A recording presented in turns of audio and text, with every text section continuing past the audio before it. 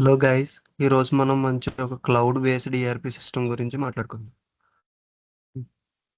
ఇందులో మనం what is Oracle నెట్సూట్ అనేది ఏంటో చూద్దాం. ఒరాకిల్ నెట్సూట్ అనేది ఒక క్లౌడ్ బేస్డ్ ఈఆర్పి సిస్టమ్ అనమాట. ఇది ఒక ఈఆర్పి సాఫ్ట్వేర్. దీంట్లో డిఫరెంట్ టైప్స్ ఆఫ్ టూల్స్ ఉంటాయి మనకి. అవి ఏంటంటే ఫైనాన్స్ అని, అకౌంటింగ్ అని, సిఆర్ఎం అని, ఇన్వెంటరీ అని, హెచ్ఆర్ అండ్ ఈ కామర్స్ అని, ఇలా different types of ERP tools అనేవి ఉన్నాయి. దీన్ని అక్రాస్గా వరల్డ్ వైడ్ 37,000 ఆర్గనైజేషన్స్ అనేవి యూజ్ చేస్తున్నాయి.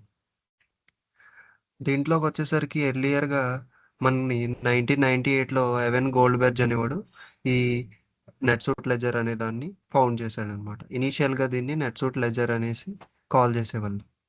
ఇదే first ever cloud based accounting system అనమాట.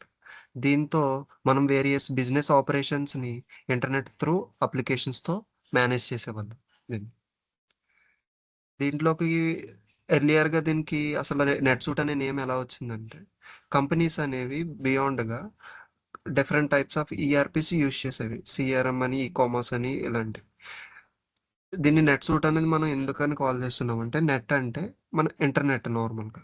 నెట్సూట్ అంటే మనం different types of applications use చేస్తున్నాం కాబట్టి, so it's an suit of internet based applications అని మనం కాల్ చేస్తున్నాం. సో దాని రీనేమ్డ్కి వచ్చేసరికి నెట్ సూట్ అనేసి అంటున్నాం.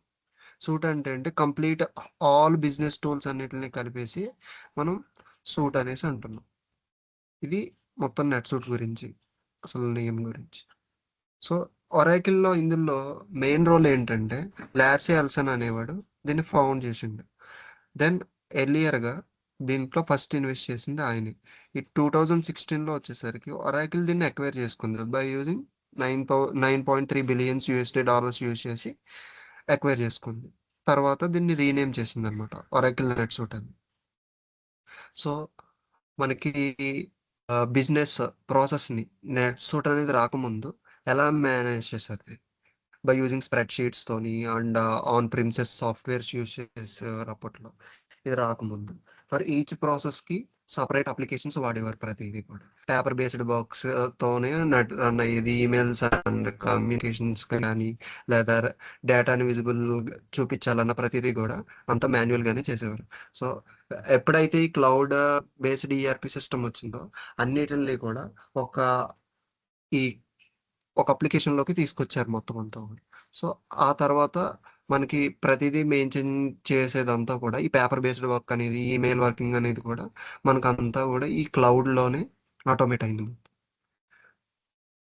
మనం ఈ బిజినెస్ ప్రాసెస్ అనేదంతా కూడా ఇది ఒక గ్లోబల్ మేనేజ్మెంట్ సిస్టమ్ అనమాట. యూనిక్ ఫ్యూచర్ 100% ఇది క్లౌడ్ బేస్డ్తోనే ఉంటుంది. మనం యాక్సెస్ ఎక్కడి నుంచి అన్నా చేసుకోవచ్చు దీంట్లో. అండ్ డేటా అనేది రియల్ టైమ్ గాను రిపోర్టింగ్స్ అనేది జనరేట్ చేయడం చాలా ఈజీగా ఉంటుంది.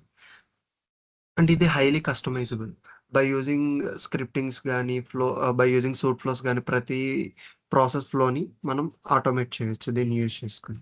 ప్రతి స్టార్టప్ లాంటి కంపెనీస్ ఏమైనా స్టార్ట్ చేస్తే బై యూజింగ్ దిస్ ఈ క్లౌడ్ ఈఆర్పి సిస్టమ్ వాళ్ళకి చాలా బెస్ట్ బెస్ట్ ఎంటర్ప్రైజ్ అనమాట యూజ్ చేయడానికి.